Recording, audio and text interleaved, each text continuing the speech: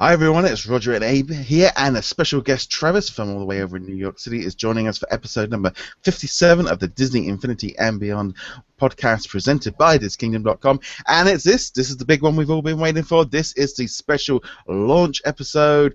Disney Infinity 3.0 is out. So, yeah, we can all be excited. Disney Infinity's been out. We've been playing it all for a few days, so we're going to get some fist bumps in the house.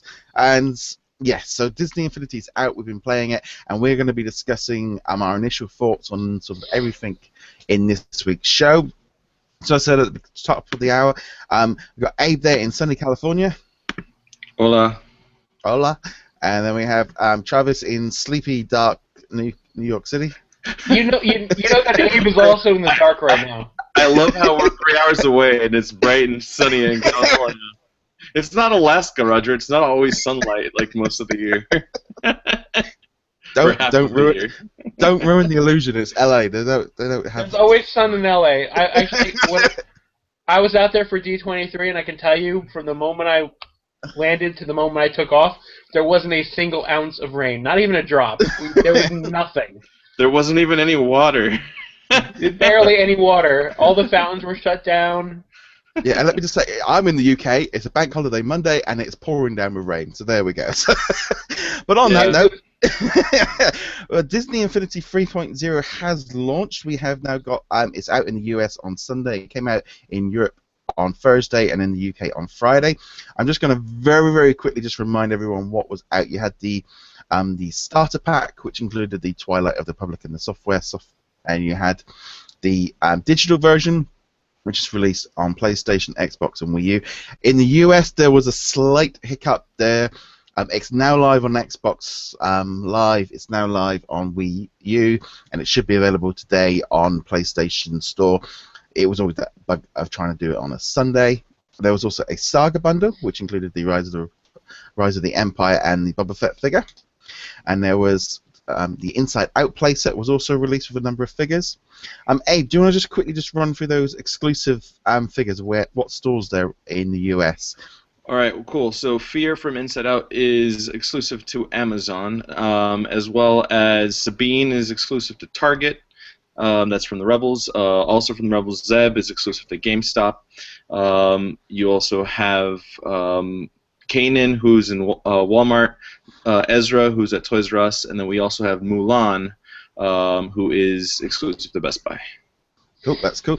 We had the Toy Box Takeover was a pre-order bonus. Doesn't look like that's been popping up in anybody's stores. There has been a few issues with some of the US retailers not quite working out that. But we're going to go into all of that next week when we got news. This week is all about our initial reactions. There was also 2 Power Disc packs, the Twilight of the Republic and the Tomorrowland. Now, we're going to run through that quickly because we're going to be talking in depth about everything today. We're going to give our initial thoughts on the free playsets, the toy box, the hub, the takeover. But let's kick things straight off with our initial thoughts. So I'm going to throw that one over to Travis since looks like he nearly fell asleep then. No. So what was your initial thoughts as you got hold of Disney Infinity 3.0 this weekend? Well, I actually just started playing it late Saturday night. What I've played, I've enjoyed. I basically have focused on the Toy Box Hub and Toy Box Takeover. Mm-hmm. I have not put down the. I only have one of the playsets. I have the Twilight playset. I have yet to put that down. But I've played with a bunch of the characters, and it's smooth. The gameplay is great. I'm liking with the lightsaber combos how they teach you how to do them. So once you unlock them, basically you can do them easier. I can't. It's what 2.0 should have been, to be honest with you. So. Okay. So, Abe, we'll throw that one over to you for some your initial thoughts of having the game for a few days. It's awesome. I love it. Like Travis said, this is like what 2.0 should have been. I honestly think this game is better than 1.0 and 2.0 combined, which mathematically it makes sense. 1 plus 2 is 3. But anyways, yeah. So, do you need a calculator, Travis? It looks like you're still counting. Anyways, Yeah, I love the hub. The intro to the hub. This is probably the biggest challenge they've had with this game is the toy box, keeping people interested, keeping people there. I mean, obviously there's an awesome group of builders, but that's where they would get the lower reviews because they didn't know what the game was really about. Anyways, this hub is amazing. There's so much to do. There's a lot of things that pop up, little Easter eggs, little surprise things that like the other day when I was playing. Basically, a starship came out of nowhere, and like the whole hub was under attack, which is pretty crazy. So, X-wing popped out, and I had to take out the vulture droid. So, I mean, it's just random. Farming is addicting. I have not bought a single toy because I am buying land. Just so I can farm. Churro plants for the win. Oh no, I'm beyond churro now. It's lollipop and Jack Skellington pumpkins. I mean, it's crazy. Anyways, I dove into Twilight.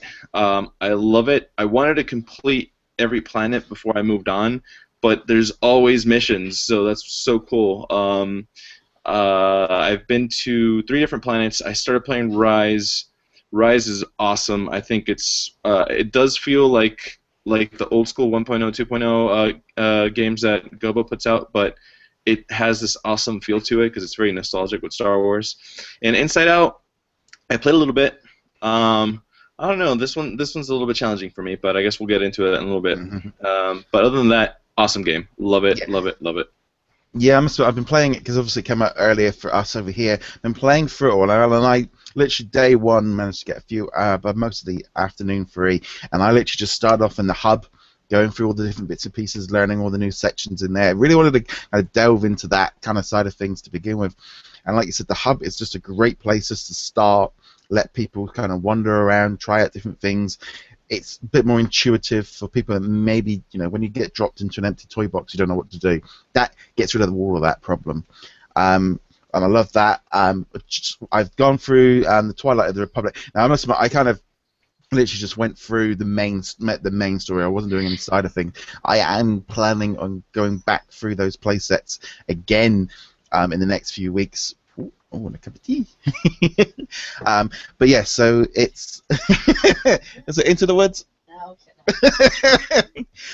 She's gonna bring tea. She has to bring enough for everybody. Jeez. Yeah. Cup of tea. You get a cup of tea? What the hell? But yeah, so I think in general, you've kind of had the play sets were just really cool. The Twilight really felt a really cool play set that I want to go back into and kind of investigate a little bit more, because I felt like this week it just felt so overwhelming because there was so much. Because I did a few hours, I did about 3-4 hours in the Inside Out play set, and then last night I did another 3 hours in the Rise of the Empire playset. So I really kind of just tried to do some big chunks just to kind of get a real good feel for it overall, and just very, very impressed. I mean, that's the main thing. I just feel very, very impressed overall. Okay, so I think what we'll do is we're kind of going to go through each of these subjects in a little bit of detail, just to kind of gauge our thoughts. So as you said, we'll start off with the Twilight of the Republic playset, since that was the one that came with the starter pack. So yeah, so if we're going to kick off with the Twilight one. Okay, so Twilight first off. Twilight of the Republic was with the starter pack, so I think we're going to throw that one over to Travis, since this is the only playset you've actually got. So what was your initial sort of gut feeling on this play? He hasn't played it. Did you not hear me? I haven't put it down yet. Although I will say that I did demo this extensively. I did the entire demo back when I was demoing at the holiday show this past June, and I really loved that first fight with Grievous. He's just a monster and a badass. But I enjoy like what I remember of it. I remember like when I'm fighting the battle droids, like when I'm slicing the last battle droid in half, they'll do like a zoom pan type thing with the camera. So it's like a fine finishing move in slow motion. And I just the care they put in, the details, the finesse that is in the gameplay, the lightsaber play is just, it's very seamless. So, but I have yet to continue beyond that point, because they basically went as far as I could, and we tried to go further, and we couldn't. There was a door that wouldn't open. Okay, so we'll throw that over to Abe now. You had a few hours in there. What were your thoughts? Twilight Republic playset's awesome. I mean, definitely what Travis was tapping into, the combat's amazing. I think Ninja Theory did an amazing job. Just every character has their own fighting style. I mean, everybody was afraid that 3.0 was going to be just a bunch of people with lightsabers, and what's the difference? But now they play unique and beautifully. It's like Travis said, a lot of finesse was put into them. But as far as the playset in general, I love it. There's this unique story they created, obviously based off of the prequels and Clone Wars. It's just great. I enjoy the animation, the cutscenes, the use of the voiceover actors, and then obviously all the side missions and the main story.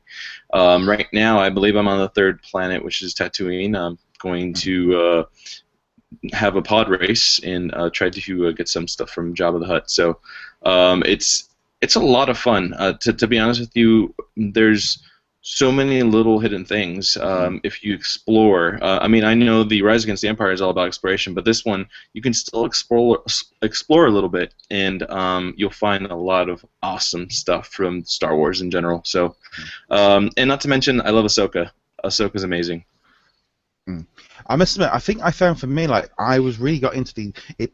It looks very cool. The sounds were there.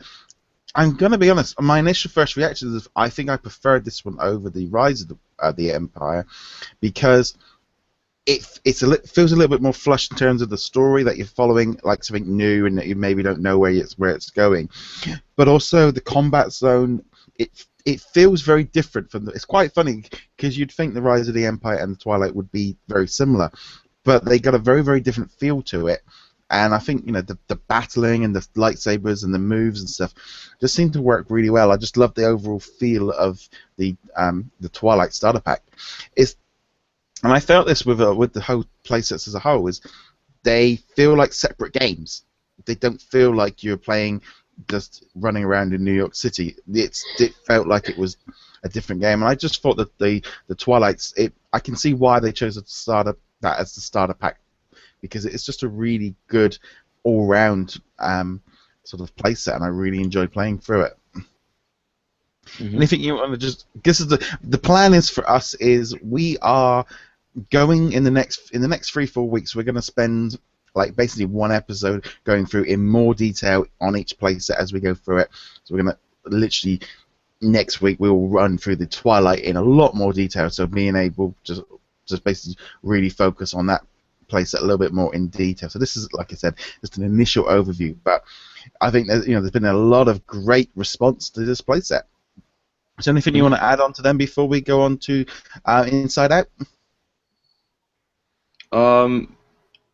I think there was one thing that I noticed that I guess got me a little excited was you do run into mission givers that are little side characters from the actual movies themselves. I know a lot of people aren't a fan of the prequels, but you start running into a few, like the diner owner inside Coruscant. Yeah.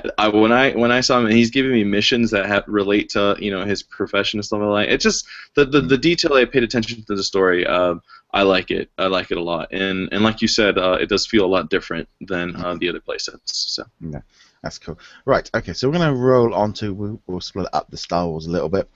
Right, so our next subject is going to be Inside Out. The Inside Out playset is available as a single thing. So, Travis, I know you haven't got it, but I know you've played a few levels at the D23, etc. At the different demos, yeah. Yeah. I'm actually very looking forward to getting this playset finally. This is out of the 3 they initially announced, this is the one that got my gaming geek, because this is the type of game that I grew up loving, and I will play a 2D, or in this case a 2D/2.5D is what they called it, scroller game.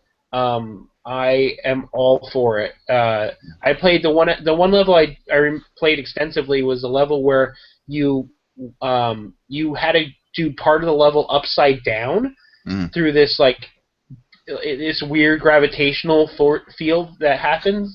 So it was like a split screen, so you'd have to go upside down to advance, and it took a bit to figure out the mechanism because it's basically upside down. So you had to remember to jump up when you wanted to jump down. Once you got it, it was great, but it is really, I'm looking forward to this getting this playset soon. So. Okay, Abe, what was your thoughts on Inside Out? I'm enjoying it. I love the detail that they put in, especially the 3D part. I love the animation, like the way they have certain obstacles. Like at one point, I was jumping on flip-flops, and then I was almost getting hit by 8 balls, and then there's these like wind-up bowls that were attacking. I mean, it's pretty interesting. Then I got to the side scroller, the platformer, and it was cool. I mean, I enjoy it. The only issue that I'm having, and that I guess I don't know, maybe it's just because I just started playing it, is like, man, the goals, like the time goal and getting all the balloons, like, geez, that's difficult. I don't think I've completed one like perfectly, and I know this is meant for replay, and I know it's to keep going in and searching, but I just see it almost impossible to complete one level like 100%. You know what I mean? I think you have to come back and do only the balloons. Come back and only do the time trial. And all that stuff. But did you find as well, like I know, like on one of the missions, it's like 7 minutes, and I did it in 20 minutes. I'm going, oh my god, I felt awful. That's why I was like, seriously? Like, am I just supposed to run and not care about balloons? This reminds me of Skylanders, and that's the one thing I liked about Skylanders was I would go back to levels just to try to get all those things checked off, and I think that's partially I'm very anal retentive, and I have my checklists. So for me, I'm going to be going back all the time. Like, I need to get this level done, and like I'm 1 second off or something. I guess my only concern is that I'm hoping over time, like the levels do change significantly, because I don't want to keep going through, flip flops and 8 balls and cards like all through all the levels. I hope it changes. I hope we explore different parts of the brain, because if it's all the same, I'm not gonna lie, I'm gonna get sick of collecting balloons and jumping over the same obstacles. But I don't know. It's too early for me to say. I can't give it a fair like I like it or dislike it type of rating because I haven't played the whole game. But as far as what Travis was saying, there is a lot of replay to collect and stuff. But that's another reason why I like Twilight too, because you have that ability as well. They give you these side missions to replay, and you have to do it at a certain character and under a certain time. So, anyways, I don't know. Inside Out's cool. It's fun. I do like that all the characters have their own attribute. But it has to grow on me, so we'll see what happens. See, I spent about 4 hours playing through it on Saturday night because there's just been so much. Because I really wanted to kind of get a good kind of run at it. And do you know what? It actually kind of reminded me of like the games of what I used to play when I was a kid, like in the 80s and the 90s, the side-scrolling stuff and the platforming elements. And I was really enjoying it because, and I'm going to be honest, if you took that game out, popped it out as a single separate release without the figures, it would just be you wouldn't even know it was Disney Infinity. That's what is really kind of caught my attention. It looks unlike anything we've got or seen before. It plays differently. You've got the side scrolling, we've got this platform. It doesn't feel like Disney Infinity, and that's not a bad thing because they've really wanted to make it feel very different. The characters, when you put Fear down, he's so fast when he's running. It kind of reminded me of Mario or Sonic when you're doing the 2D scroller. Because once you put anger down on anyone, they feel quite slow. But Fear, I felt like I was back in the 80s playing my side-scrolling games, and I love them. I absolutely love those games. It kind of caught my attention of like how much different it felt. And then they had these, to unlock more memories to do more levels, you've then got to play basically like a mobile game where you've got to match up 4 colors or 3 colors to get. And I'm like going, this just does. It just, like I said, it just didn't feel like Disney Infinity. There wasn't a main story. You have to do stuff. It's quite different. I was gonna say I did like that aspect of it. Like, you collect a certain amount of collectibles, and then you earn a play on that memory thing. And when you play on that memory thing, it unlocks more levels. So that was a cool little change to the way the game plays. So that was kind of cool. I'm gonna put out a very quick thing of I'm playing currently now on the digital version. And it's been on this and a couple of the other play sets. I've noticed sometimes the sound effects drop off, so I've had to like reboot and they will work again. So I don't know if it's specifically due to the digital, because I didn't notice it when I was playing on the disc version as well. The only glitch that I've had was actually the exact same thing. I was in the hub, and during the change of a character, the sound effects dropped off, and it would come back in and out. And it did cause my farming to glitch, which was whenever you collected a crop, it would not drop the actual food for your sidekick. So I ended up rebooting the system. Or rebooting the game per se, and it was all back to normal. But that's the only glitch I've noticed, which is again the same thing, the sound dropping off a little bit. So. There has been another glitch with after you've been into the arcade and you seem to go back into your toy box, it carries on and just starts random people just start dropping into your toy box. I know I was talking on Twitter like to Lloyd from DITV and Laura Mighty Jitis. And it looks like it might be a kind of a glitch that's coming in, because suddenly you're in your toy. I was there playing. I was just playing around with some of the new toys like the spline tool and stuff, and suddenly Olaf kept running and hit me. I'm like, well, where the hell did he come from? And thinking, is this a new part of the game? And then I'm like, no, that's a person. And then somebody else dropped into my toy box. I'm like, hold on, I can't. I'm not gonna be able to build with people coming in and whacking me with lightsabers and carrots. Yeah, I actually tried to join an arcade game, and I ended up thinking, I'm joining this game about being infected about something. I don't remember exactly the description. All of a sudden, I'm in this interior with a couple other people, and I'm beating the crap out of. We're all beating the crap out of each other, but I'm like, none of us are getting infected, and all of a sudden I drop out, and they say connection's lost. So I'm assuming I dropped into someone's interior. Well, I started beating the crap out of them, and then they booted me. Yeah, no, I had the exact same thing. I went into a game and landed in an interior, and there was about 4 of us just running around somebody's interior. So maybe the arcade is kind of having some slight issues.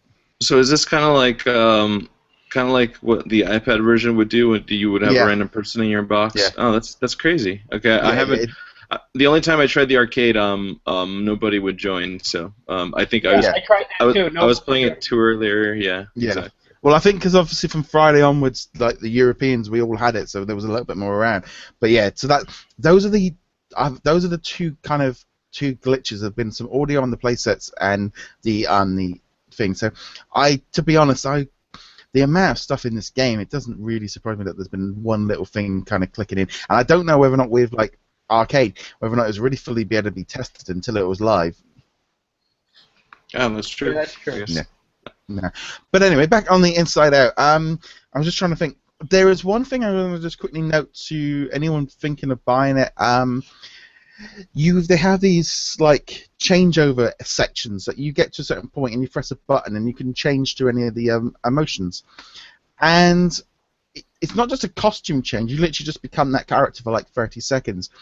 And I instantly actually thought, well, if you're on a budget, I wouldn't bother buying Disgust, Fear, or Sadness. Though I do love the Fear carries you so fast. You're not going to need them to get through those and find all those extra things. So that was something that felt very different. I think that changeover thing really sort of changed the aspect. I did kind of feel like it took away from the need of having those figures. I don't know what you guys thought of that. Yeah, I mean, honestly, I thought that feature was cool, but I mean, and I also see that I don't think it was more so per se for the people who were on a budget, although I could see how that can be. I honestly think this was done purposely for time trials. And the reason why I say that is there's certain sections in each level where you have to go under a certain amount of time in order to get that I guess feat, if you want to call it a feat, under the time. And it takes time for you to grab a figure, grab the other one, put it on there, and let it load. So if you have the ability to change really fast, it's not going to affect your time as much. So that's one of the reasons why I noticed that was in the game. But like you said, as far as if you are on a budget, yeah, that's great. But I do want to say that Disgust is a pretty cool looking figure. So I think you would probably buy her. Yeah.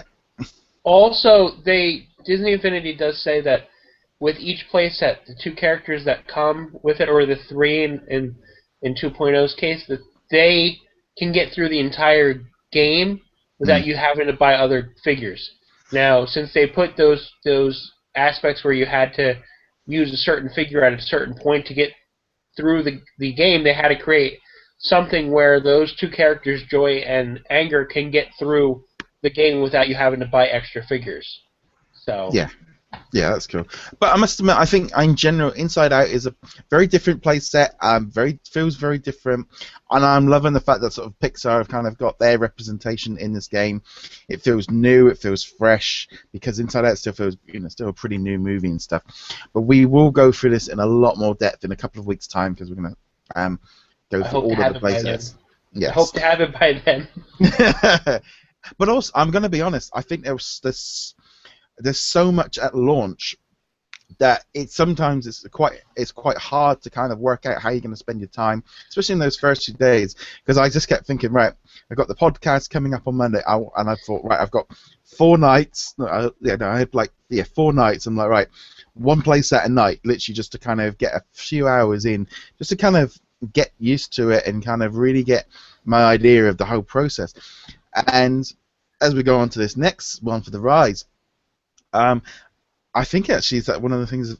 I really think it would have been a good idea had Rise come out at the end of the month and not been a PlayStation exclusive, because there was so much at launch. But let's delve into the Rise of the Republic now. Yeah, I'm going to sit this one out. No. Right. I did demo some of the levels. I did demo some of the special levels. Okay. Right. So the Rise of the Empire is only part of the Saga bundle. For PlayStation 3 and PlayStation 4, and it is going to be available at the end of September for everybody else. It contains Luke and Leia. So, Abe, what do you think of this playset? I like it a lot, actually. I mean, this is, if you want to pick one playset of the 3 that feels closer to your 1.0 and 2.0 playsets, I think this one might be it. It definitely plays a lot like the other 2 Gobo playsets. Which were the Avengers and Pirates, I believe. It's Guardians. Guardians, and I don't know why I said Avengers. Guardians and Pirates, I believe. Anyways, it's still awesome. There's so many hidden Easter eggs. When I started playing it, you feel the story. Obviously it's nostalgic to Star Wars, the movies. And then it's exploration. There's a lot of missions you get to do.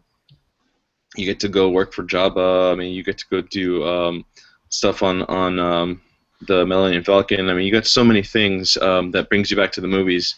There was probably one thing that I didn't like, which was kind of a bummer. But when I first put this playset down, I said, like, well, all right, well, I'm going to stay true to the movies, and I'm going to be Luke when I start out.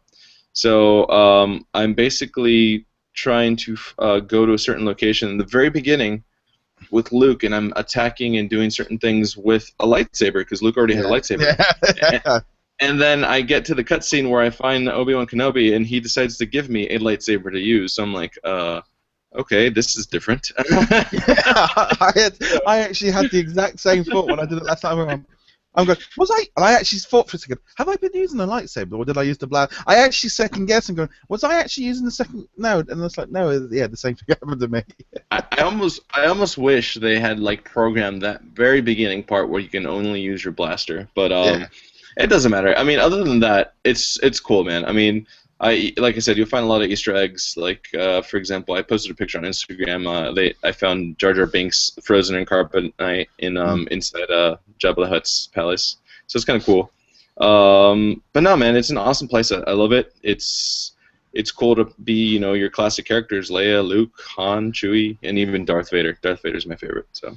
Yeah, I must admit, because I only had Luke and Leia, but luckily, this is the odd one. Is Boba Fett? Is you have to get the crossover coin or the champion coin. He's not. I thought he was going to be a standard Rise of the Empire one, but he's not. He's just a crossover. But they did such a cool thing. They literally got that ship above the pit, and his crossover coin is right on the plank. And I thought that's a bit ironic, putting it just the point where they killed him. It was just like, okay, but yeah, I mean, he's so much fun in the playset as well. No, yeah, I love how they do little things like that because, I mean, not jumping back to Twilight, but when you're in Tatooine in Twilight, behind this cellar door, with Jabba's guards, you see Han Solo's little crossover coin. So it's like little things that they do with the story like that. But like no, going back to Rise, yeah, just to find the crossover coins in certain locations like that is awesome. But I love how you actually will drop stuff into the pit and it'll start like regurgitating all of it all over the place. If you throw in a little person, it spits it out, but it's all covered in like all this saliva and stuff. It's hilarious. Yeah, I must admit, I threw in a jar and it kind of was spitting all out. It's all covered. But I mean, the space battles as well. That feels quite different. Feels very. It's quite fast, quite moving things. I thought that works really well. Again, it makes it feel very different than the other play sets, and just in general, just a lot of fun. I think that was the thing. I mean, I remember I was on the Tatooine bit and I was in there for hours just doing the levels on Tatooine, and I wasn't just to get enough credits to buy the Millennium Falcon to get off the ship thing, and I was just like, man, there's loads to do, and I feel like I've barely scratched the surface on. If I've only really explored Tatooine a bit, really, and a bit of space. Oh no, yeah, I was there for a while doing more missions, and I was surprised I was not finished. I kept going, so that's when I decided just to keep going with the story. But one thing that you said that I think I lost my train of thought there. But oh yeah, the space battles. I wanted to point this out just for people who are listening that we know we've already had flying vehicles in the game before, obviously in 1.0 and 2.0, and when you fly these vehicles and the ones for space, they work differently. Because I found myself trying to, because in a flying vehicle in 2.0 or whatever in the toy box, you still steer with the left analog stick, but at the right analog stick you would point your camera so you know where you're going. Well, the spaceships is different because you control everything with the left analog stick. The right one does maneuvers, and it'll flip you backwards, does a barrel roll and everything like that. So I found myself going in the opposite direction several times because I'm trying to adjust the camera. So that's one thing that you have to get used to is just use the left button all the time when you're using the space vehicle. But other than that, it's awesome. I love the space. I love how you can slow them down. Yeah. Oh, and there's one thing that I noticed on both playsets. I forget what they're called, but they have this random collection thing where they have these little things, these little flying dragon things. What's the term? Oh, I know there's a term for them. Yeah. Well, anyways, you can find them everywhere, and events. Yeah, Minox, yeah. Thank you. They have them everywhere, and like you can even see them on space. They're flying, so like the only way you can do it is slow down that space vehicle and aim and start shooting at it. So otherwise, you can't land. So. Does it call Minox or something? Yeah. Yeah. Because there's literally, I remember because I shot a few of them, and suddenly it said like 100. There's obviously must be like 100 in the whole game or something that you unlock, which is kind of cool. Little, yeah, that's pretty cool. So Travis, have you actually had a chance to get to play the Rise of the Empire playset? I played the demo levels, which was the Trench Run, the Death Star, the initial part of Hoth with the AT-ATs, and the beginning parts of Endor with the speeder bike. Yeah. I hope I was told that with the demo that they were tweaking the speeder bike and the lightsaber, the X-wing. The Trench Run, the X-wing would basically like be 2/3 to 3/4 into the wall before it would explode, which would cause issues. And the speeder bike would run over rocks or trees no problem, but then when it came to a person, like a townsperson, it would like explode and knock me off if I just like went over a townsperson. So there was a little tweaking, and I'm pretty sure that they were focusing on that. That's what they told me. So. I don't remember in the Trench Run having any issues at all. Okay. I don't remember having a single issue when I did the Trench Run. I think it's one of those things with this one is like I said earlier, I almost feel like I like the idea that this is out in September for people because. In all honesty, if this wasn't available in that Saga bundle, there was enough to do with the other play sets and stuff at the beginning, and it would have been nice to kind of I think people that haven't got it and maybe on Xbox or Wii or something like that didn't buy that Saga bundle, you've got a lot to look forward to. And I think in some ways it's nice. Not having it right now would allow you to kind of explore those other areas a lot more. Right. I think it just felt so overwhelming having like 3 play sets and expansion pack and a toy box all at once. Just felt like I don't know what to eat. I don't know what to do first. And Yeah, that's I'm really not planning on. Yeah, I'm not planning on getting it. So I can hold off. I'm good with what I got. My days are limited. My time's limited anyhow. So why spread it out even more? Roger, I did. Oh, sorry. Go ahead. I just wanted to say that I did love being able to control the AT-ATs with the remote control. I think that in the toy box, I think that's amazing, and I think it's a cute little tidbit. It makes it look more like a toy than anything. Yeah. So. Yeah. Roger, I was going to ask you because you did say for those who did not get the Saga bundle, they're looking forward to having Rise. For those of us who already have Rise but ended up not getting the Saga bundle because of it, and there's no Boba for us, what do you think about that? Like, is Boba really amazing, or can you live without him until January? Right, I'm going to be honest with this one. Right, Boba Fett is awesome in playsets because he's got the guns and he can jump and stuff. However, for me, he is the go-to toy box builder of choice for 3.0 because he is the only flyer from launch. And yes, I could pop down Iron Man or something like that, but I want to use the new Fig toys. I don't want to jump. And so for me, using it for the next few, for a while now, I'm going to be. He is going to be my go-to guy for building toy boxes because he can fly. He just feels like Iron Man because he's blasting down and he's got the big rocket that shoots at the. When he does this and it shoots at his back. It feels like Iron Man. And so that's kind of, but yeah, I must admit, I think I am going to be using him a lot because he's going to, I think up until Hulkbuster comes out, he's going to be the one that I'll be using for toy box building. That's what I was going to say. Okay, cool. So then I just have until November to look forward to because that's exactly what I was going to do, is use Hulkbuster. Although I did notice that Boba is in the Hall of Heroes currently, so I don't know. I was iffy on if he's needed for the ultimate unlock, and I'm thinking he might be now because he's in there. But yeah, I would expect so. I think it's just generally.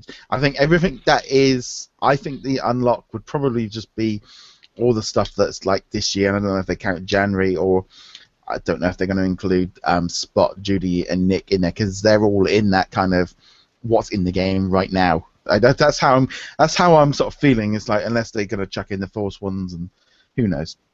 They're gonna have to patch in the Force ones, and Spot should be out in November. Yeah. Okay. Oh, and one more thing about Boba Fett. You were saying that he the Sarlacc pit and stuff like that. No spoilers, but stuff came out last night from Hasbro that Boba's. Yeah, I'm just gonna go with Boba Force Awakens. We're gonna go with that. So. Right. Okay. So can I just say really fast that just seeing the Starlight Pit regurgitate stuff just kind of gives everybody ideas. So. Yeah. Okay. Anyways, keep going. Okay. So.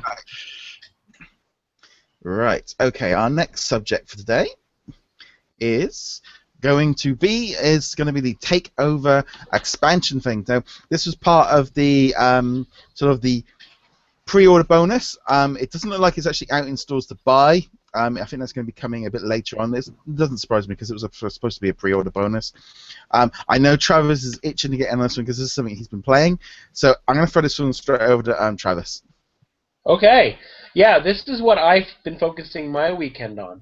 And I actually beat the game on easy. There's 4 different levels: easy, medium, hard, and expert, I think, or really hard. I don't remember what the heavier one. But I wanted to get through the gameplay, and let me just tell you that it is, at times, a beast to beat on easy. There is multiple levels, and when you think you're done, Syndrome just throws out at you. I don't know if you guys are aware of the story, but Syndrome not only takes your magic wand for the toy box, but also ends up taking Merlin's magic wand. So you have to go through these levels that Syndrome has created in the toy box with the wand. Stop spoiling the story. Stop spoiling the story. I didn't realize I was spoiling the story. Sorry. But what's the actual? What did the overall gameplay like? It's like an amped up version of Kiln. The Escape from the Kiln. That's what it reminds me of. It's the same type of you can't fly, stuff like that, and it's that type of camera angles. Yeah. And it's all there's levels where are pre-programmed, which are more of like a movie-looking thing, and then there's stuff that's randomized that looks a lot different and is more of that scroller type thing. So. How do you like the new like boss battle incorporation type of thing with the characters?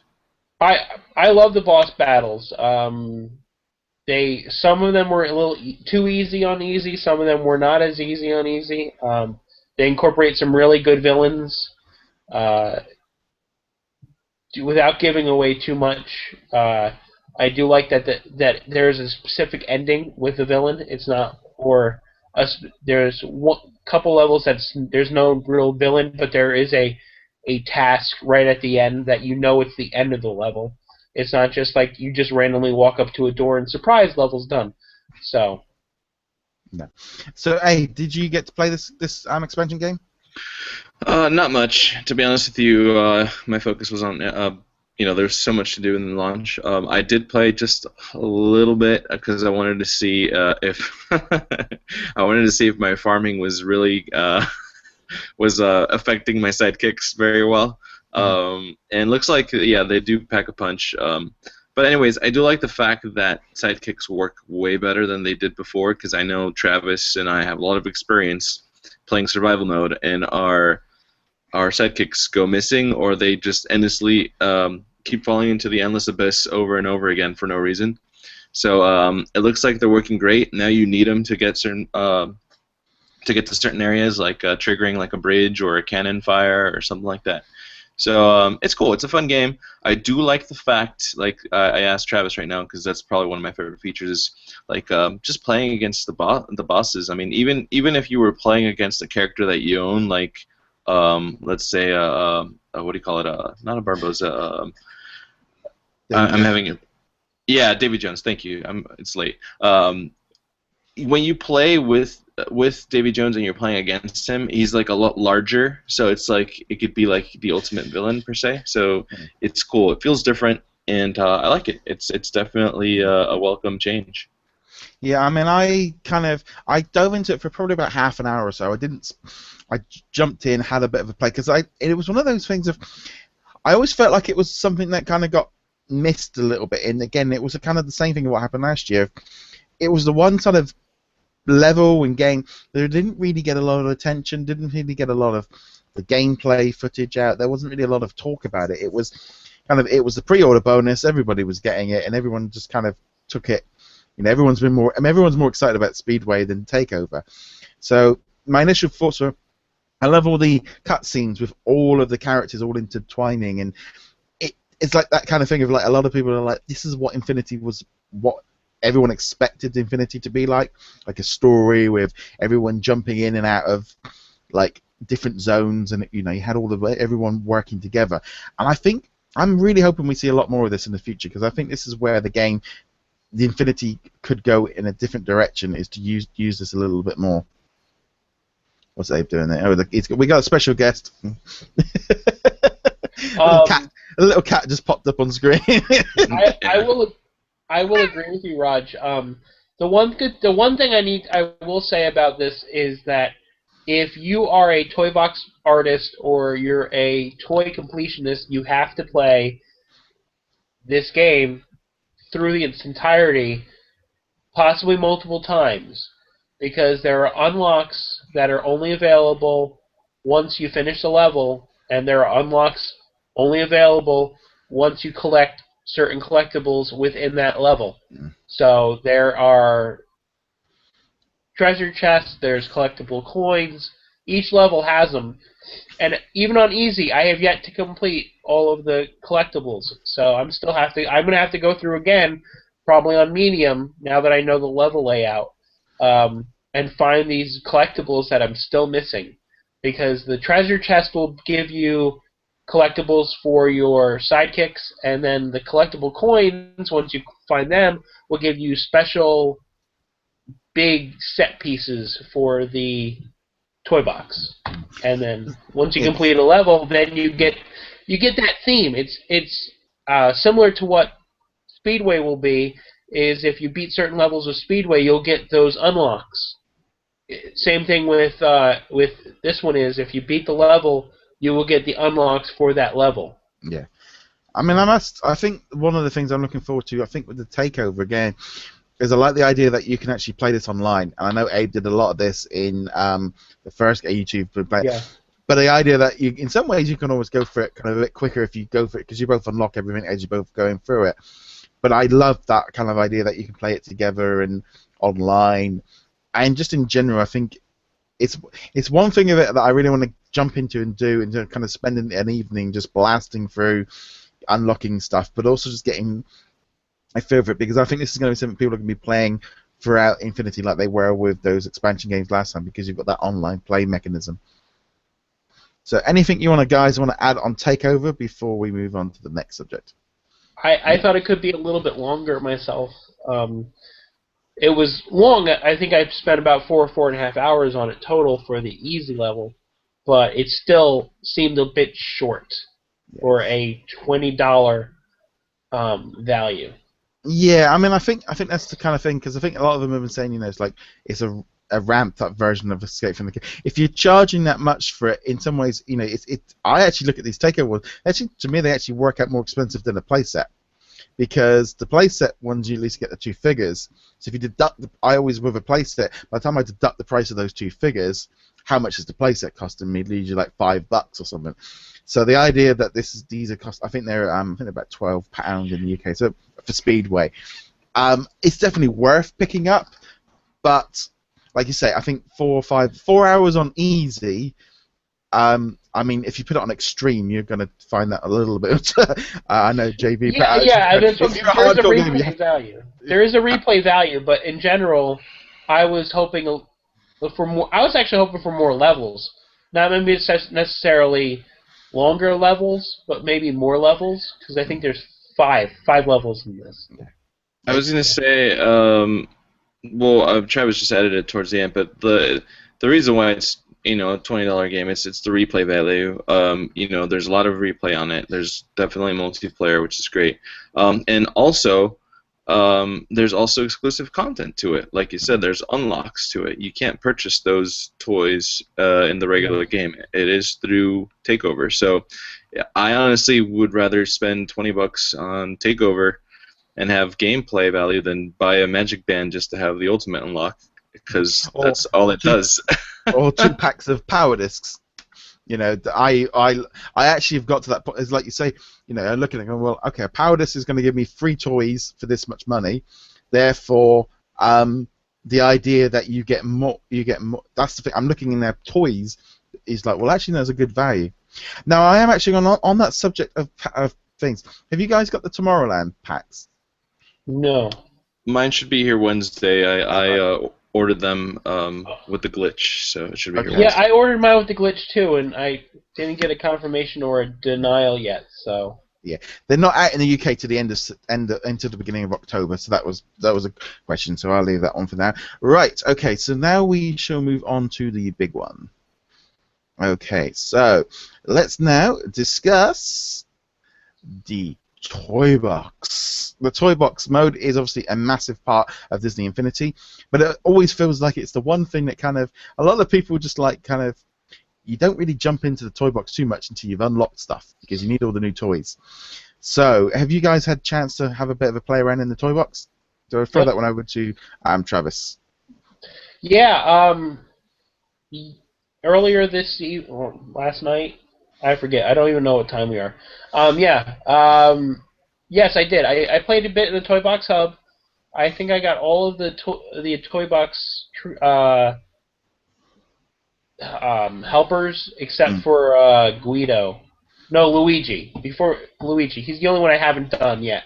But I love the hub. Every time I'm in there, like I'm walking around, and all of a sudden there's from the enemy area a new breed of enemy spawns, and they're attacking like Main Street. So you have to go fight off them in Main Street. And the El Capitan Theater was probably the first thing I unlocked, and I went into there, and I was able to watch the current episode of Toy Box TV with JV and Allison. Mighty Gitus was behind the snack bar, so I wanted a super combo with extra butter. She didn't provide that, but it just little things here or there. I mean, the thing is, they constantly say that the Toy Box Hub itself will grow and grow the more stuff you do throughout Disney Infinity as a whole, and I've noticed that a lot. Like all of a sudden, like the Main Street is not that decorated, and then I go do something in another land, unlock another gift or something, and then all of a sudden there's the Dapper Dans as Duffy Bears, just sitting there, just going back and forth and singing their tunes. And when you put down the magic band for the partner statue, it pops up in front of the castle on Main Street. And then once you finish the Toy Box Takeover, the ultimate unlock from that arrives on Main Street, and it seems like a more cohesive unit. Okay, Abe? Yeah, the Toy Box is awesome. I mean, obviously, from the Toy Box in general, I mean, we got a lot of advanced gameplay from the Summit. Obviously, we got to see a bunch of stuff going on there. But as far as the Toy Box Hub goes, I love it. I popped in the game. I expected to jump into the playset like within maybe 20-30 minutes, and I must have spent like the first 8 hours in the hub, and then still the next morning checking on my crops and walking around basically the hub. But like Travis said, so many random things happen. Like the other day, the Yeti popped up, and this time it's obvious. He's not hidden. He's huge, and he's attacking everybody. And like I said, the other day, I was actually talking to two people on PSN, and then boom, I like freak out because all of a sudden the sky turned into stars, and this basically this giant a starfighter shows up, and then I have to fight off a bunch of vulture droids. No, I'm sorry, TIE fighters. It was insane. It was awesome. I love the random parade that happens on Main Street. I have noticed that if you pick up the lead band member, the parade follows you, so that's kind of fun.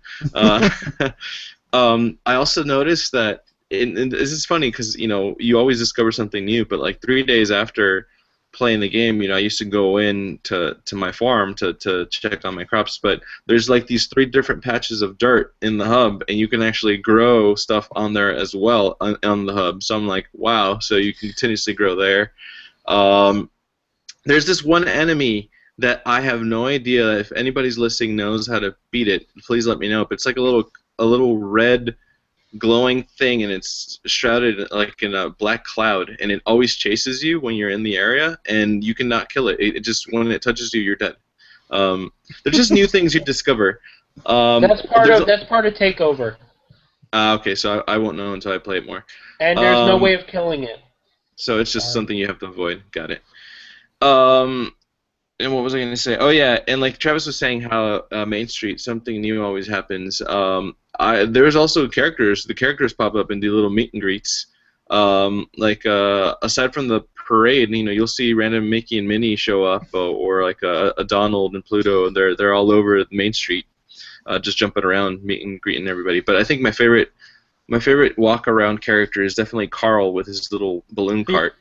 He's rolling all over the place, and there was one moment where I finally saw him go up to one of the little townspeople on Main Street, and the kid got a balloon, which was interesting. So, yeah, there's just so much cool things that happen in the hub.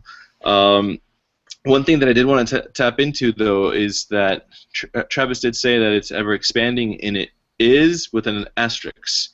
Because if you do not have the PS4 or the PS1, you do not get the Endor Ewok Village.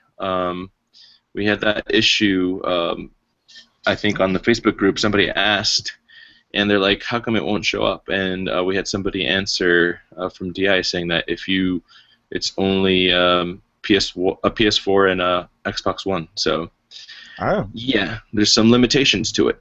Well, I mean, that makes sense in some ways because I know, like, the toy boxes they've got a real kind of distinction of the difference. And in all honesty, it's all very fine building the game around the lowest denominator for the lowest console, but, you know, they're gonna need to spread their wings to make people want to go on to the next gen. But that's interesting. Yeah, I didn't know about that Endor one yet. Travis? Yeah, no, but that Endor Forest that gets unlocked once you complete Mulan's challenge is massive.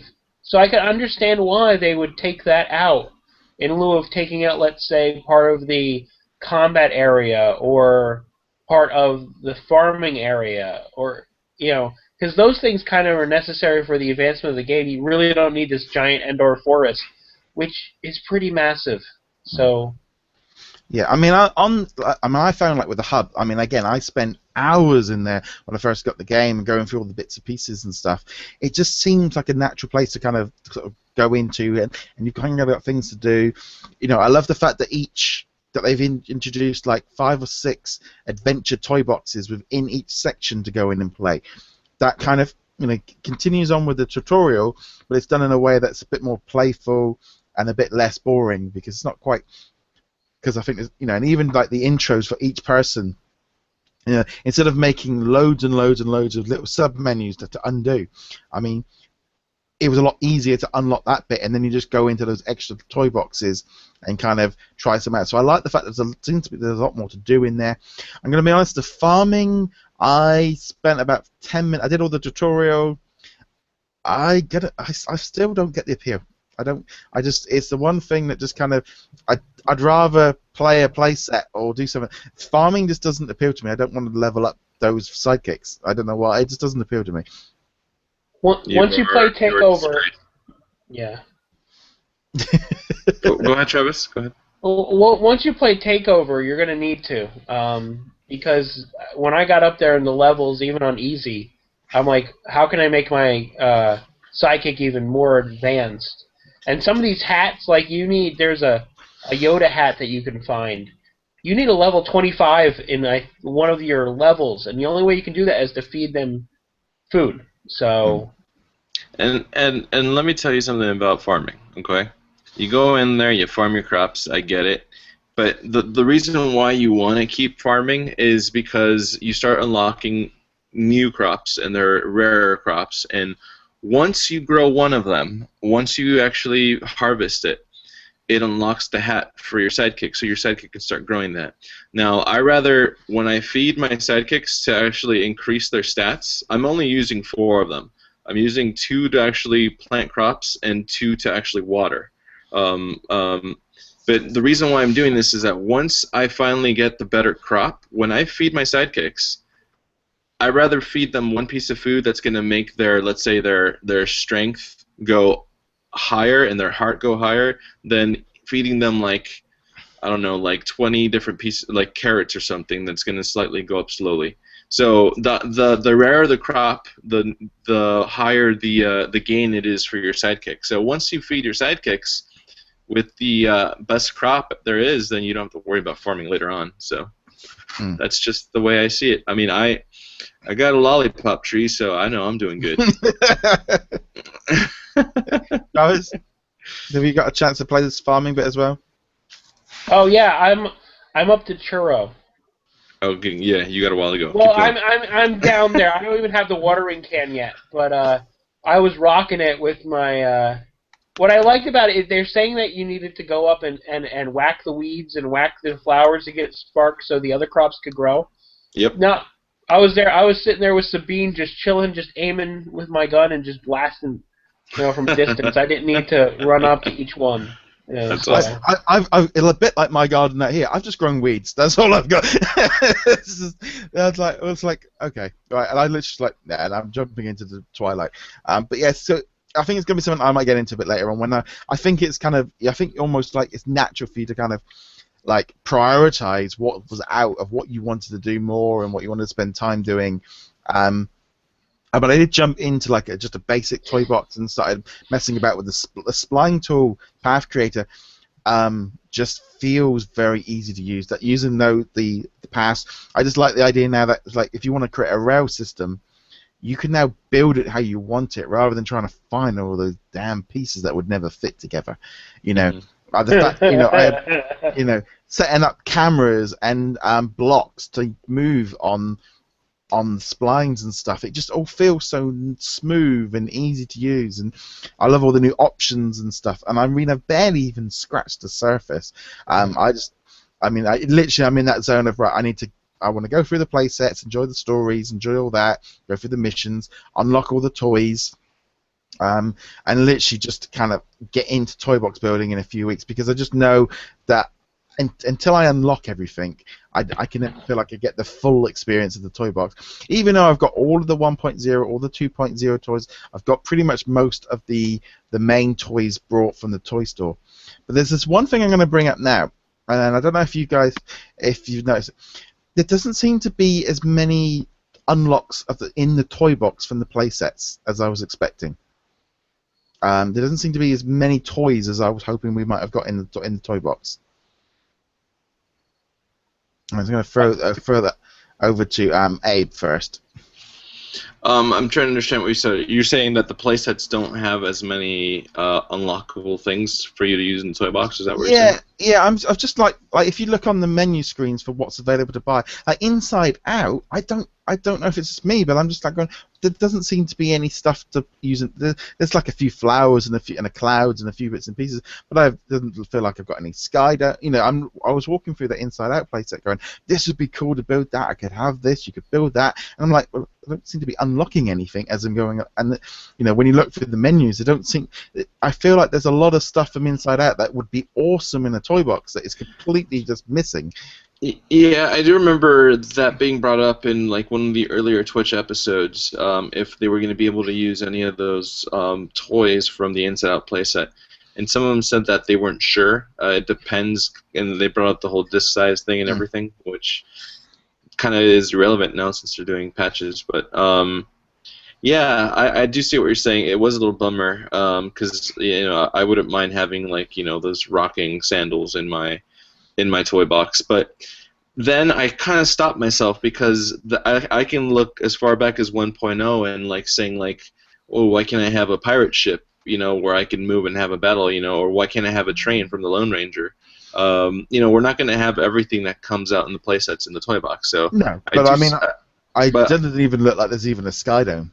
That was where I was starting to go a bit like this, or if it just didn't feel like. Just at the minute, I really want to go through and complete it, but I just don't feel like it's enough of it. It feels too short. It doesn't. Like Star Wars has loads of Skydomes and vehicles. I mean, there's still more they could do, but the Inside Out was the one thing I was looking at going, it doesn't feel right. Well, yeah. I mean, I don't know. I guess as far as Skydomes go, I mean, I don't know what you would want as far as just purple screen, the back screen or something, just inside her brain. Yeah. I don't know. It kind of like you can do without power discs and farming. I can do without an Inside Out Skydome. As far as like unlockables though, like I did notice like in the Rise Against the Empire, there's like a big, huge list that you can unlock that you can use later on. Twilight, I don't remember seeing that much, but then again, you do see it in the menus, what you can buy. Yeah, I can see that, that there isn't as much, but then again, we still haven't played all of the play sets, and you also got to understand that you also have unlockables with the expansion games, so I guess they're spread out more. It seems like they're less, but I think it's spread out. Yeah. Travis, what about the Takeover? Because I haven't really done anything in that yet. Like I said, the Takeover has a lot of unlockables. They have theme unlockables for each level, and then each level has an ultimate unlock, and then there's an ultimate unlock at the end of the game. Actually, a couple unlocks at the end of the game. But it's great. I had a question for you, though, guys. Out of the toys that you've unlocked so far in 3.0, what is your favorite one in the toy box so far? Spline, Path Tool. That's instantly the one for me. What about you, Abe? I mean, yeah, Sublime would be the easiest choice, but you're talking about unlocked, right? Like from playing the playsets, Playing the or just. playsets, getting the gift boxes in the toy box. I mean, Oh, okay. a toy, a vehicle, a townsperson. I mean, like when I put down Yoda for the first time, Hera popped up, the Hera townsperson, Right. or cast member. Sorry. For me, it's Beam Bong's wagon. I love it. I love that thing. Well, they've So, added the Ghost ship and Hera from Rebels. If you are logged in with your Disney account, you get Okay, them that's unlocked. They are the incentive to log in with your user ID and okay. stuff. I didn't exactly know exactly how he got him, but I got him. And the Ghost ship looks pretty awesome, and Hera looks awesome. My favorite toy I've unlocked so far is the Wally hover chair. I got that late last night, and I was just like, yeah, it's not a flyer, it's a ground vehicle, but it's still pretty awesome. Yeah, I mean, I think it's.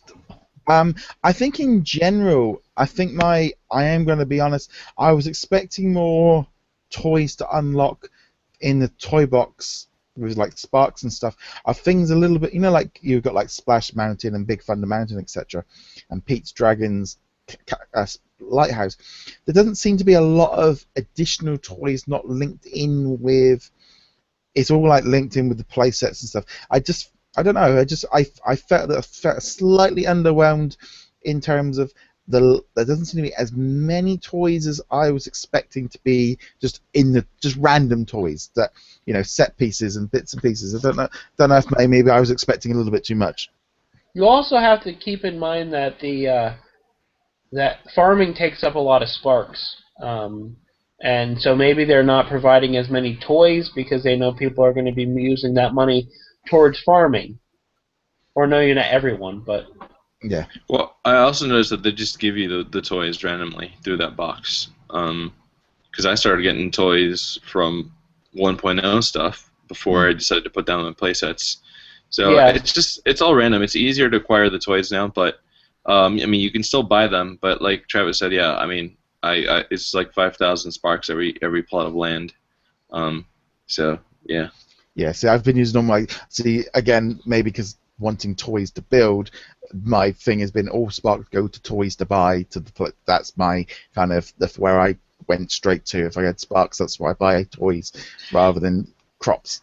See, I guess I don't feel it because I'm one of those people that don't use a spark generator, so I don't know. Spark generator. Oh God, I hate spark generators.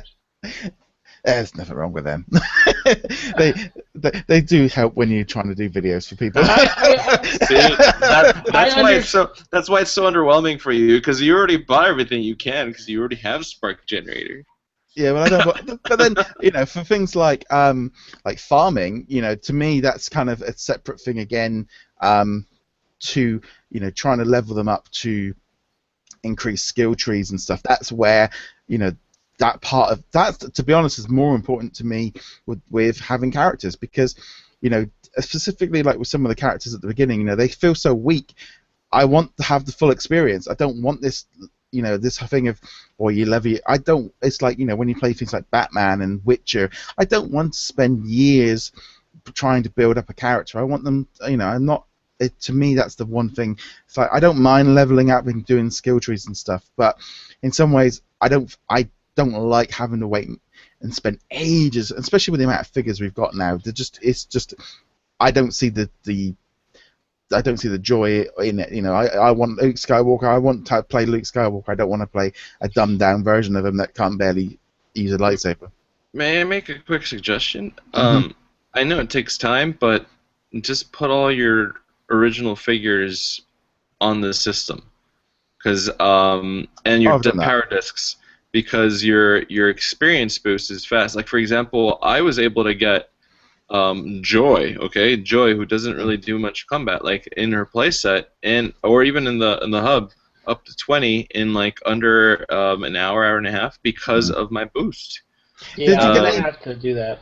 Yeah, I bet I've put all the 1.0 and 2.0 the figures in. I haven't done the power discs yet. I didn't realize the power discs did more experience points. They did in 2.0. I'm assuming they'll do it in 3.0. I don't know because I haven't put down the Paradis. But if the figures did it, just like they did in 2.0, I wouldn't see why the Paradis wouldn't do it. So. No, well, that'll be on tonight's to-do list, is add all those discs. I think it's just one of those things that I think everyone, and this is the cool thing with Infinity, is everyone plays slightly different. Everyone has different strategies, and Infinity's kind of going in that way. There's lots of different things to do, different ways of playing, you know, and people are at different angles. If you don't want to do any toy box building, certain aspects aren't as important to you. If you just want to play, if you want to farm, if you want to play sets, there's a lot more variety in this one.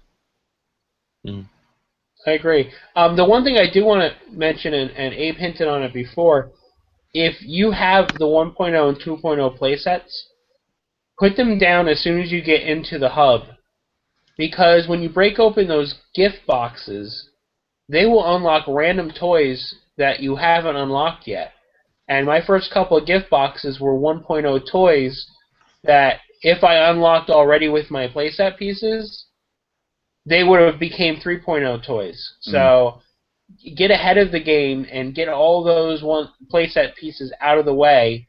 Playsets don't work, but the pieces will unlock all the toys, so you're not kind of repeating your gifting. But also pop down those the Toybox expansion games, Stitch, Brave, Escape from Kill and Asgard. They unlock toys as well. All of that stuff from those ones. So literally pop them all down, and you'll unlock all that extra content. And that's, I mean, literally you can see the difference. Like when you start the game and you haven't unlocked anything, and you look at your Toybox menu, you go in and you put down all those set pieces, and you put down all the figures and unlock all the townspeople and stuff. Suddenly those boxes just fill up with toys, and you start feeling like you're back to where you should be. I like how they have replay value. I'm glad they give an incentive for people not ditching those playset pieces and power discs and figures just because they're on to a new edition. So. Yeah, well, I think that's the thing. It'd be very easy for them to just like put them into the new game, and I can kind of see if they were linked to your ID, when you went in, they would automatically be unlocked. But like you say, it encourages you to keep hold of them for future goes. But also, I mean, I look at it like now. Say, for example, you jumping into 3.0, and you see Toy Story pack on the shop, and it's £5 or whatever it is on discount. To me, I'm looking at the value of that playset in terms of toys. If you're getting 30 to 40, 50 toys from that, it's the downside cheaper than a power disc. Yeah, no, you're right. I was also going to say, it looks like Disney Infinity is covering every angle, and aside from rewarding people who keep all the figures and whatnot, like now they're also making it, kind of important to keep them because, for example, we have Battlegrounds that's coming, and we don't expect to have that many new Marvel figures to come out, but all the Marvel figures we got from 2.0 work on Battlegrounds, so it's like, hello, that's the incentive to keep your 2.0 characters as well. So I don't know. It's like they're covering every angle. That's pretty awesome. I mean, I think as well. Again, it's that thing. The 2.0 characters in 3.0 again don't feel like a disadvantage. 1.0 characters still feel a little bit sluggy because they don't. If you use a melee weapon or something like that, you're all right. But this is the big thing with, like, I noticed with when I was playing the Twilight one, was now they've got this finishing move, and the Star Wars characters have got these finishing moves. So you're fighting away, and you press square, and suddenly it's like Anakin swoops them all together, and suddenly I'm there going, okay, so we've now almost got like a secondary special move now that the Marvel characters don't have. So now like you really start to see there's a real difference in like how the characters are moving along, and I did notice that I thought, well, that finishing move is I didn't. But every time I see finishing move, I just want to go, get over here. Yeah. Quick throwback to the 90s on that one. I was going to say, yeah, I don't know if that's Disney friendly, but yeah. No, it's not. Flashbacks of Sub-Zero and Scorpion, no. Yeah, back at high school, and everyone's just trying to unlock the finishing moves.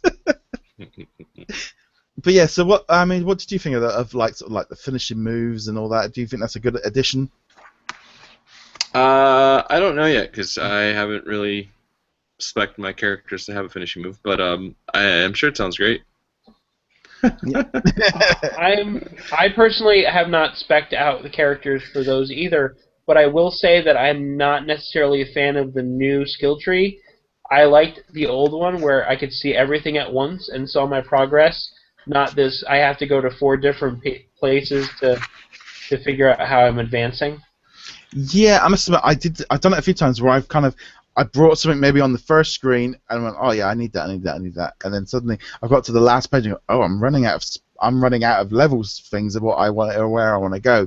So in one way, I can see why splitting up's made it a lot easier, but in other ways, I think, like you said, when it was all on one tree, you could see everything and make decisions a lot easier.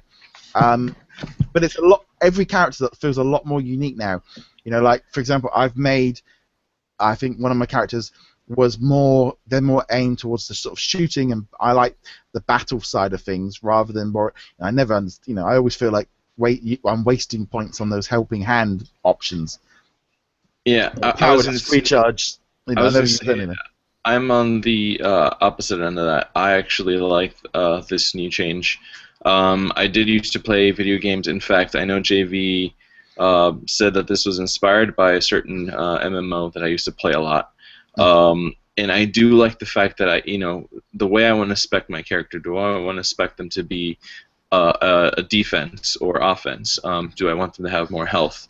So, like you just mentioned earlier, whenever the top portion of the spec trees in 2.0, I would ignore them. I didn't care. I wasn't going to be reviving people. If I was going to revive somebody, I'll take my time. I'm not going to waste precious specs on that. Or sparks on that, sorry. So yeah, I like this change, and it's easier. All you do is it's not that hard, Travis. Just hit the R1 button really fast. I understand how to do it. I guess I like seeing all my progress at the same level and seeing like where in the tree I was spreading out rather than having to go back and forth. Yeah, I was just teasing. I think as well. I think you're gonna have a little bit more choice of like trying to work out maybe which is the best. I mean, you can respec them twice if you really feel like you've got something different. It's like how much special moves they've got. It's like I would say for me, I like having like the attacks as high as possible. Get all the that's for me more important. But then it's like you say with those helping hands, they hide the health behind characters. So suddenly you might have the most powerful Jedi, but he's only got a very short life bar because I haven't maxed out any of the health. So I'm doing a lot more switching and swatching because they die quicker. But that's again, it's options of what everyone wants to do something different. Right. Yep. Anything else with like the toy box, sort of in general, or in this game in general, like what you guys think is working and what maybe is slightly different or anything like that? So Travis. I think I really haven't delved much into it, but what I have delved into, I've really enjoyed. Everything's just great. I'm looking forward to putting my 1.0 and 2.0 characters. I put a few down because I needed some flyers yesterday, so I had my arsenal of Iron Man and Thor just in case I needed to pop them in the Toy Box Hub to get anything, but yeah, it's kind of. I guess the one thing I guess it's lacking right now is flyers. I think we were oversaturated with flyers in 2.0, and now at this point I think we're at 2 or 3. I think Ultron is the flyer maybe. Yeah. So we might have 3 flyers in 3.0. Actually, on that subject, I don't know whether or not actually it's done the exact opposite. Because what I found, like when I'm in the playsets and stuff, because none of them are flyers, it's kind of going back to how the 1.1, the sort of those original playsets where you explored and you did it all on foot and you got in a vehicle and you did it around it, rather than that kind of thing of just grab a flyer and whiz around the place. It's almost brought it back a little bit, and you're having to take a little bit longer to get around it and take it all in because you haven't got all those flyers. I was going to say that's exactly why I like 3.0. Because we don't have flyers. That's the I mean their biggest pitch for 2.0 was like our playsets are 4 times bigger. Yeah, but it made it seem like it was 4 times smaller because when I fly around, I get there so fast. You know, it's That's there was true. no point.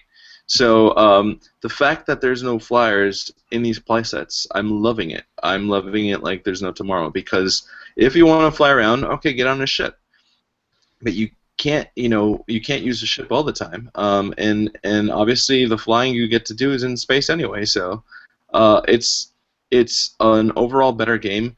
I think the other aspect that I love about this game so much is that there is so much things, a variety of things to do. I mean, you want to build a toy box, go build a toy box. You want to play in a playset, you can play in a playset. You can go farm, you can go race.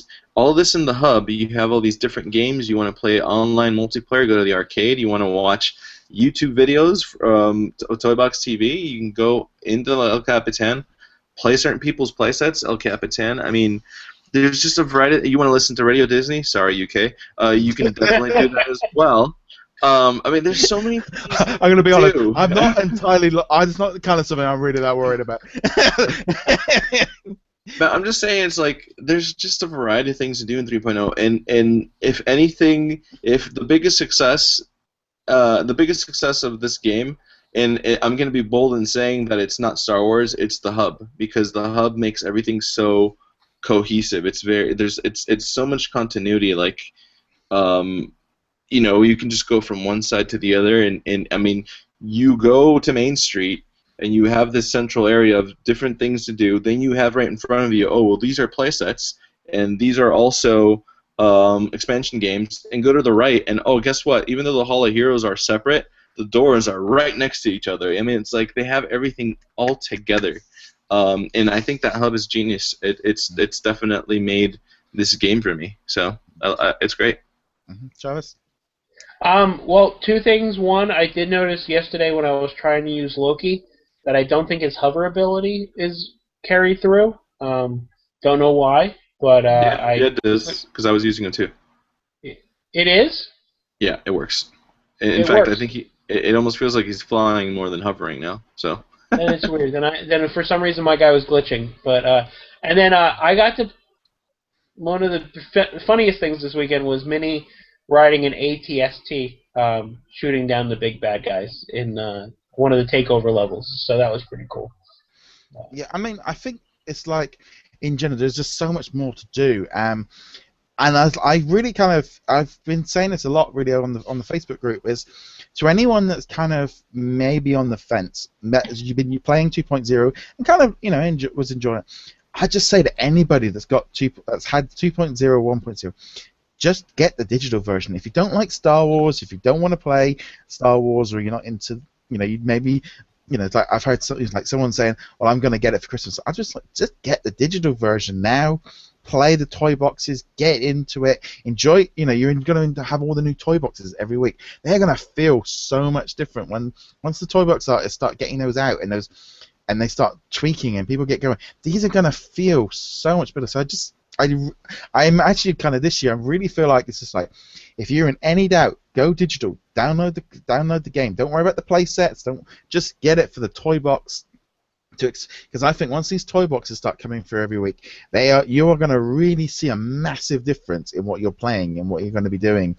And yeah, if you've got any doubt, just do it. I mean, I downloaded the digital version on the PlayStation. It was only like £15. I think it's $30, or it might even be only $20 on the Wii U. It's just like, I really recommend just doing it, and maybe keep the playsets back for Christmas or your birthdays or something like that. But just get hold of the actual game to enjoy the toy boxes and enjoy the hub and the farming. And even if you haven't got any new figures for 3.0, you can have a lot of fun just literally just using what you've already got and just upgrading your software. Travis, were you going to say something?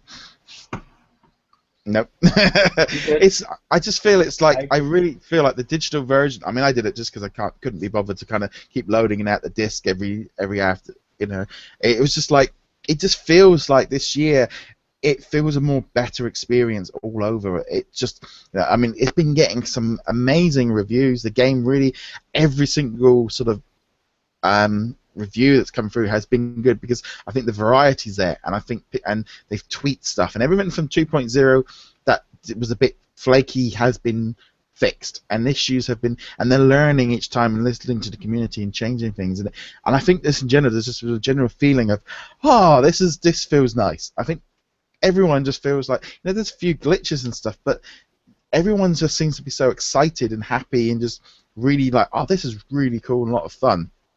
You agree with that, Abe? Yeah, no, I agree. I mean, it's all about the ability to do whatever you feel like. I mean, you could literally turn on the game like, all right, what do I feel like doing today? Oh yeah, I feel like doing some racing. So you can just go and load up some racing tracks, or even use the racetrack on the hub, whatever you want to do.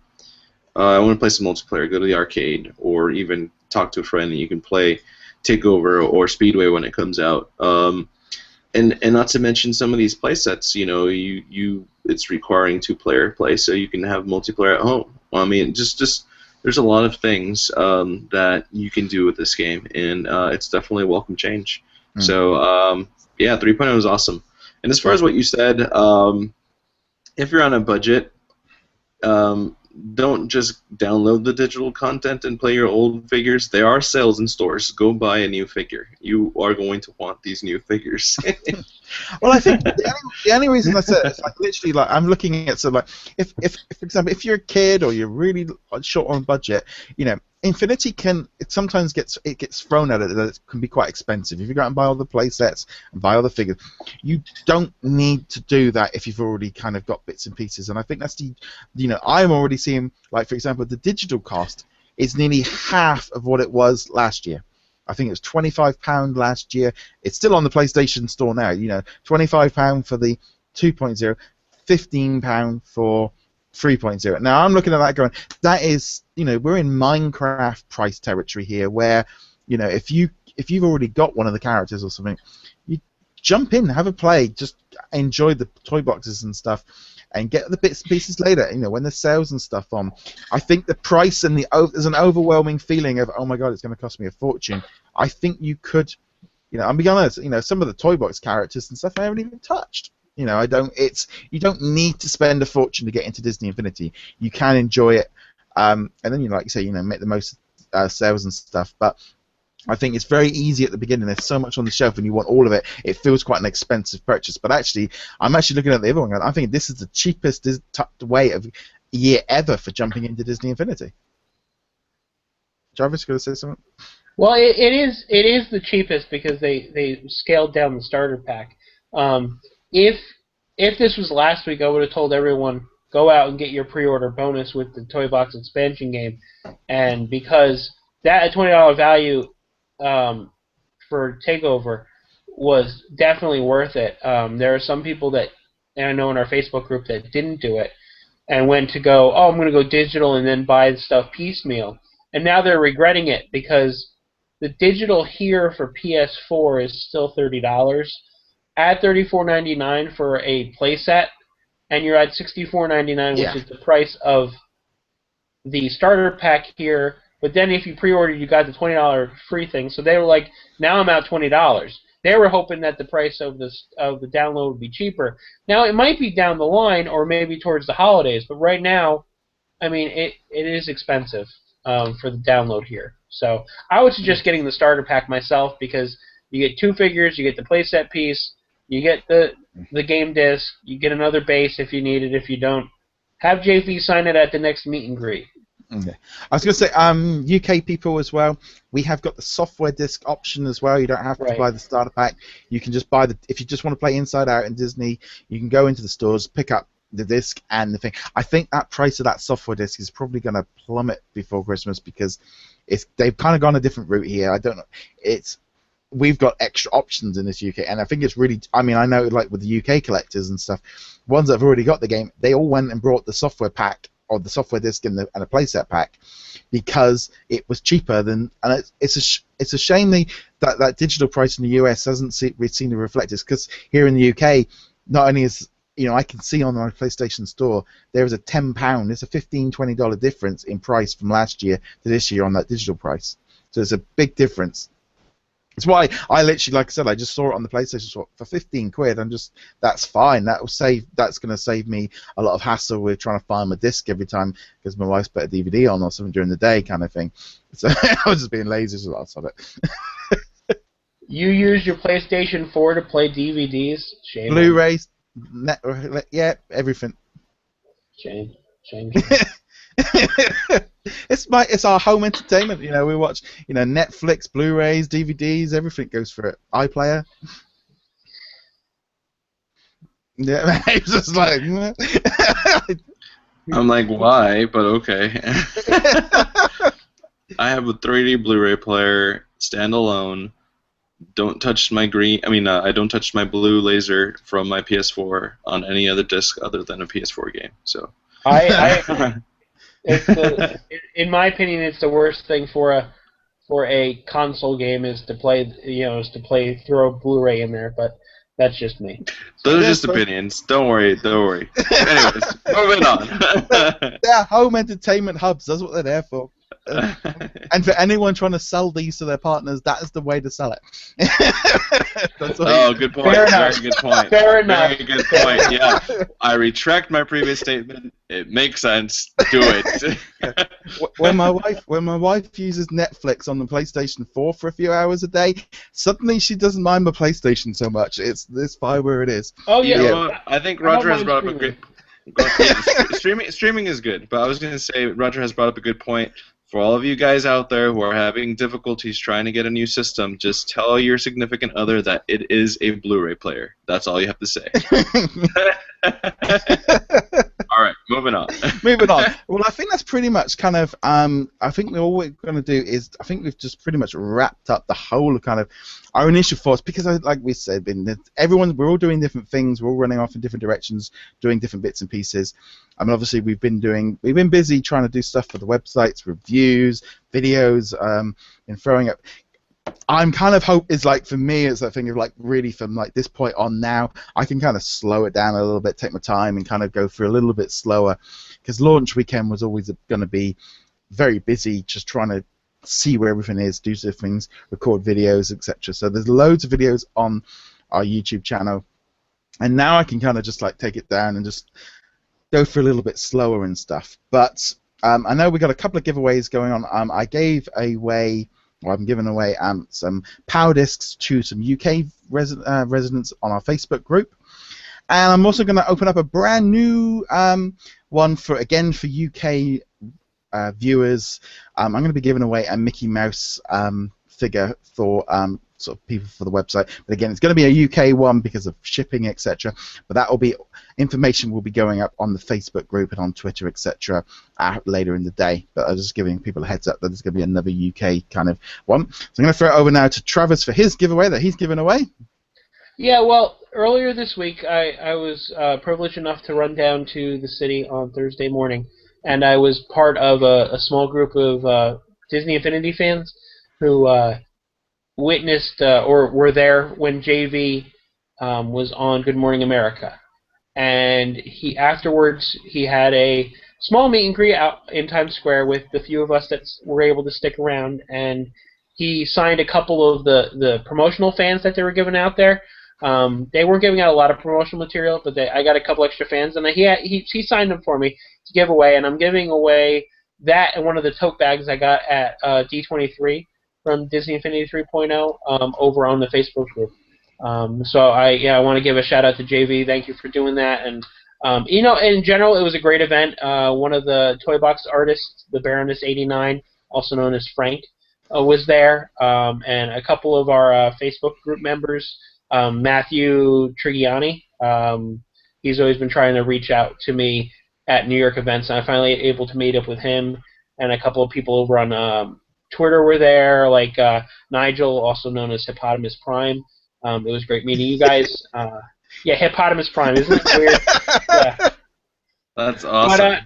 But, yeah, and actually it was interesting because JV was there, obviously, and then Brett from the New York office of the PR was there, and I have known Brett for a while now. But Brian Nelson, who's head of Disney PR and events for Disney Interactive and Disney Infinity, first time meeting him, so that was great. And Brian, if you're listening, it was great meeting you. It was just a great event. JV was nervous, which was always fun watching him be nervous because he's such a great speaker, but you don't realize behind the scenes that he's always like nerve-wracking and like, what if I screw up? What if I do this? What if I do that? And it was only a 5-minute spot, and they did a lot for a 5-minute spot in the middle of Times Square, but it was a great event. So yeah, that giveaway is going on until Tuesday night, Eastern Standard Time. So. Travis, what do they have? What do they have to do to enter to get the tote bag and the fan? Oh, they just people were posting in their collections and stuff, but if you just post a picture of you or your child or whoever, even with your cat, I guess, with what your favorite character figure, and then just explain why you do it. I just didn't want to do a simple like thing. They have to do a little bit more, but and it got the people that have posted so far have great reasons why certain characters are their favorite. I grew up with Tron, or I have no idea why my kid's favorite is Boba Fett because she likes the color or something. The one guy said. So some great entries so far. So okay, cool. And Abe. So I basically did an unboxing video of Mickey Mouse after D23, and I attached a giveaway at the very end. Now, obviously, launch already happened, and I am giving away a figure. For those of you who already went out and purchased all your figures, do not worry. It is not a launch character. It's actually Darth Vader, so I do have it right here. And this one is going to a lucky fan. There's 3 things you have to do, obviously. Go ahead and go to our DisKingdom YouTube channel and go ahead and find that unboxing Mickey Mouse video of mine and like it, subscribe to our channel, and the last thing is just follow me on Twitter, and you can see my Twitter handle right down there in my lower third. It's at Abe Jr. 22. I did say I was trying to find out like an actual goal of when I would finish my giveaway, and I said when I hit 300 followers, which I'm not that far away. I think I need like a 40-some left, but if it gets to the point where it's still not getting there, don't worry. I'll end it quick, and I'll do the giveaway. But so far, it's been skyrocketing on its own. So again, subscribe to the DisKingdom YouTube channel, like the Mickey Mouse unboxing video, and then follow me on Twitter, which is at Abe Jr. 22, and you can get Darth Vader. So yeah, that's it. Yeah. Right, so I gotta go like that video now because I haven't got him. But yeah, so I think my goodness. Yeah, there has to be a stipulation about No staff members are allowed to enter these competitions. Staff? Right. We're not employees. Yeah. Okay, staff members. Volunteers. Yeah, slaves. Okay. Anyway, guys, I think that's pretty much going to wrap up this show. A big thank you for Travis for staying up late for taking part in this show, and again a big thank you to Abe for this show. You're normally at this time. So there we go. It's sunny out here, so yeah, it's just sunny. It's fine. Is it bad that I now want to go check on my crops? No, you need to go to bed. But yeah, so 4 that's a.m. that's going to be the wrap up for this week's show. Like I said, it was kind of a little overview, kind of just our initial reactions, because it's after a couple of days, it's still quite hard to kind of take it all in and work out what we like and what we don't like. But initial reactions is everyone's been loving the game. There's been a lot of good reactions to it all over the place, and we're going to be going for it in a lot more depth over the coming weeks in each playset and kind of go in a little bit more detail and share thoughts and stuff. But just in general, yeah, I think a great week. And now it's really cool now. Everyone's can get the game. Everyone can play it. Everyone can talk about playing it, what they found, where they did this. Rather than this, where we spent the last 5 months waiting for it. Now everyone's got it, and now everyone's like, "When's Darth Vader out?" Darth Vader can be yours. Anyway, guys, thank you very much for watching. Just want to give a quick shout out to our Patreon supporters, Infinity Museum. James, big thank you to him for being a Patreon, and also our other Patreon, Ethan at sorterapps.com, and Magic Band Collectors, who also shared some information with some of his Magic Bands this week.